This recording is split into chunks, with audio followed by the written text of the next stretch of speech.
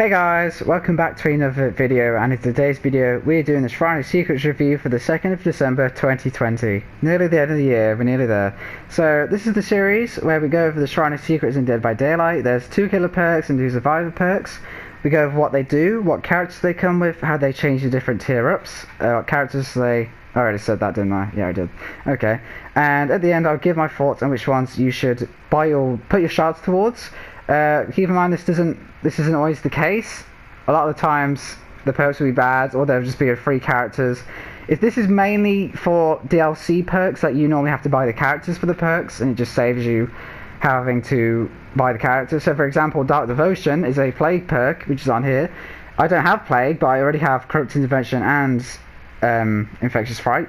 So once I buy this, I won't really have a reason to buy Plague, unless I just want a player, but I don't really want to be honest. So it's mainly for that, but so like this shrine is good actually because these are all DLC perks. So we're gonna get right into it. Make sure to I don't know, subscribe, follow my Twitter, I guess.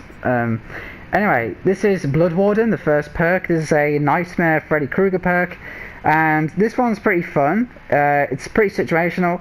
A lot of times when I've run this, you have to kind of use an endgame build of it. You can't really use it by yourself too much, but it's a nice little one. So basically, as soon as the exit gates is opened, this perk will become active. And a lot of people forget about this first part, but basically, the auras of any survivors within exit gates are revealed to you. So when they're in that little area in the exit gate, it does show you the aura from any distance. A lot of people kind of gloss over that part.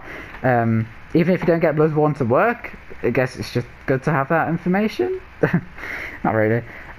Once per trial, hooking a survivor while Blood Warden is active will call upon the entity to block both exit gates for survivors for 30 seconds. Now I'm pretty sure this means, I haven't tried it out, I think it blocks the other exit gate even if that exit gate isn't open. I would assume, because unless that means like it will block the one exit gate, but then they open the second exit gate as soon as Blood Warden activates, so then it doesn't block that one. I feel like it does block both, even if there is one that is shut, or like 99 or whatever. But it'll block all of these for 30 seconds. Now at tier 2, this is weird. Tier 2 it is 40 seconds, but then at tier 3 it goes to 60 seconds. So I originally thought this was 40, then 50, then 60, but apparently it goes 30, 40, and then 60. So 50 seconds doesn't even come into it. I don't know why that is a thing. It's kind of weird. I don't know how long it's been like this, but that's what the wiki says, and my knowledge. So yeah, but tier 3 is the best version because it's a 4 minute. So I would probably use this with that. I would also use this with a perk like Noed, just because that means it's easy to insta someone, and then killers can obviously just open exit gates by themselves, so you can do that as well. Yeah, this perk is not too bad. Again, it's pretty situational. You have to hook someone in the endgame collapse while an exit gate, at least one exit gate is open.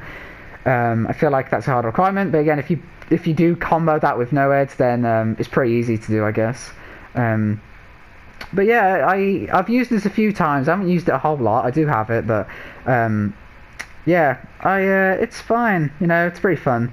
You can make some plays with it. You know, I've seen the ones with like Nurse where she blinks behind the door and then stays AFK behind the door the whole match, and then when they come to open it, then she just, you know, does it. So you can make this work. This is a Freddy perk. I think it's like level 40 maybe. I'm not too sure, but it's a fun one. It's fine. Next we have Dark Devotion, which is a Plague perk, and this is also an Obsession perk, so keep that in mind. Pardon me. Oh, sorry about that. This one is interesting. This is a terror radius affecting perk, and basically you get an obsession, and every time you hit your obsession with a basic attack, it will transfer your terror radius to that person, the obsession, for 20 seconds, and it sets its radius to 32 meters, which is the standard killer terror radius, except for like Hag, Deathslinger, and I think like tier 1 and tier 2 Michael. Yeah, it is tier 1 and tier Michael. The tier 2 that is 25 seconds, and the tier 3 that's 30 seconds, so it's not that long, but you can still make some stuff work.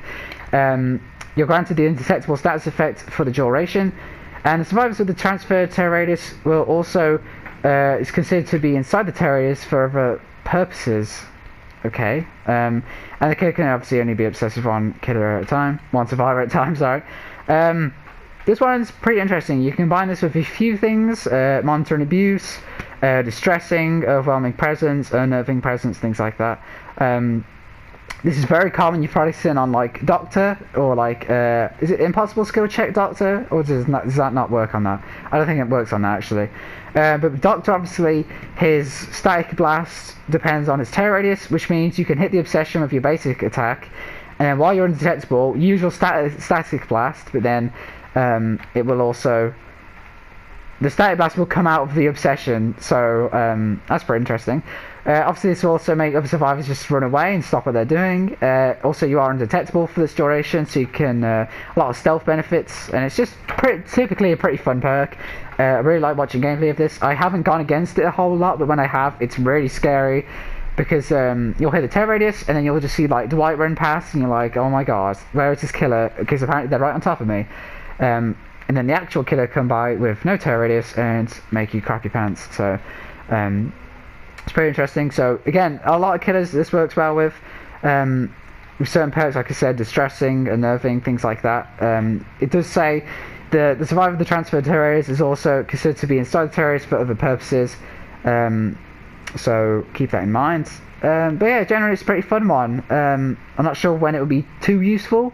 Again, with what I already mentioned, it obviously has its perks, but yeah, I'm not sure about bringing it in the whole time, because sometimes, again, especially if you're like stealth killers, then obviously this won't really do anything, but yeah, no, you can make some plays with this. Next up we have Deliverance. I really love this perk, and I use this a lot. So this is a Adam Francis perk. Oh, sorry about that, I'm very sorry. This is a Adam Francis perk, and basically, to get it to work before anything, you have to unhook a survivor for a safe hook rescue before you are hooked for the first time, if that makes sense. So basically, at the start of the match, you need to find the first person who gets downed and guarantee a safe hook rescue. As long as you get a safe hook rescue before you are hooked for the first time, then this perk will do its thing. They will activate the perk, and once it is activated, when you try and unhook yourself, you know, the escape attempt on your first hooking, there's a 100% chance that you will get unhooked. So basically, again, I'll reiterate that, I'm probably explaining it confusingly. You have to get a safe hook rescue, and as long as you do that and the perk activates before you get put on the hook for the first time, in the first state, then if you do the escape attempt option and try and unhook yourself, it will guarantee that you will get rescues, and well, you would get unhooked. It says a successful deliverance from the hook triggers the broken status effect for 100 seconds, a tier 2 that's 80 seconds, and a tier 3 that is 60 seconds. So this will basically mean you get to rescue yourself, which again is good if like teammates are getting slugged, you're all getting downed, or all the survivors are busy, you know, one guy's in a chase, one guy's on the hook, one guy's on a gen. It's just good for that. It basically just lets you do your own thing and make sure the survivors can prioritise other things. Sorry, my voice sounds very crackly today. But at the cost, it will make you broken, which means you can't heal for 60 seconds. Again, I would recommend using this at tier 3 because it's only a minute.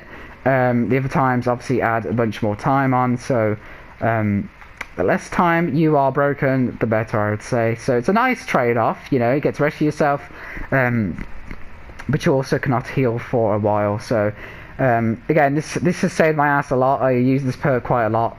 You can combine it with Decisive Strike, so either way you're getting away, you know. I guess Unbreakable as well, but we don't get too meta, don't want the killers to kill themselves that much. And finally we have Windows of Opportunity, which is a Kate Denson perk, and this one is good for beginners. I feel like we get this perk a lot though in the Shrine. I feel like I've only saw this a few weeks ago, and we probably did, but it's still good at what it does. Again, especially beginner players, this one's really good. This is Windows of Opportunity, and auras of pallets, breakable walls, and vault locations are revealed to you when within a 20-meter range. Windows of Opportunities have a cooldown of 30 seconds when vaulting or dropping a pallet during a chase. Now, Tier 2 has a cooldown of 25 seconds, and at Tier 3 that's 20 seconds. So it's like Zanshin Tactics. This is before Zanshin Tactics came out, but it's the same thing where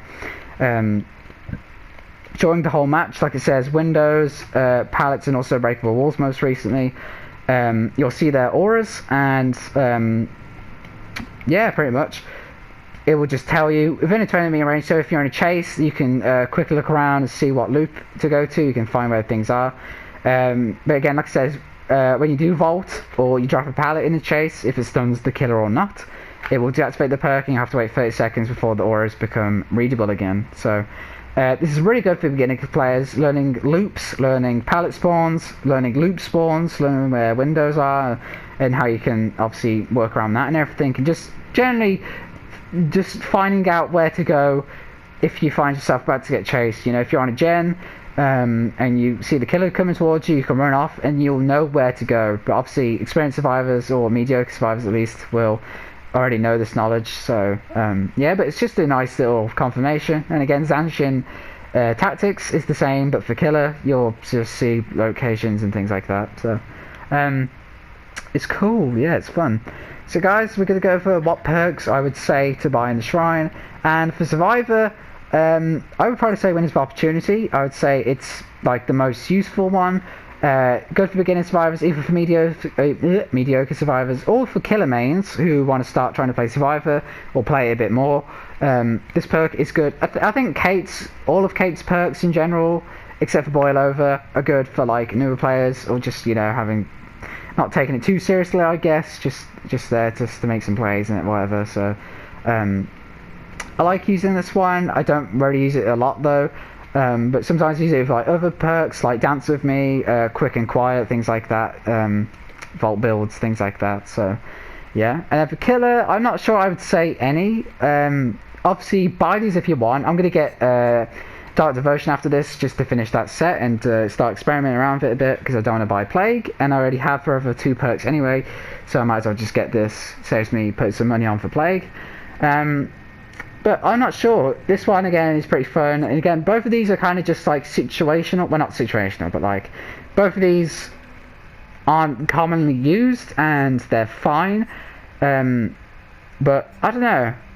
I'm not sure I'd buy any of these. Again, I'm just getting Dark Devotion because just to finish off Plague set, and I already have Blood Warden. But it's up to you really if you want to buy it. Again, I'm not even forcing you to do anything. This is just my opinion.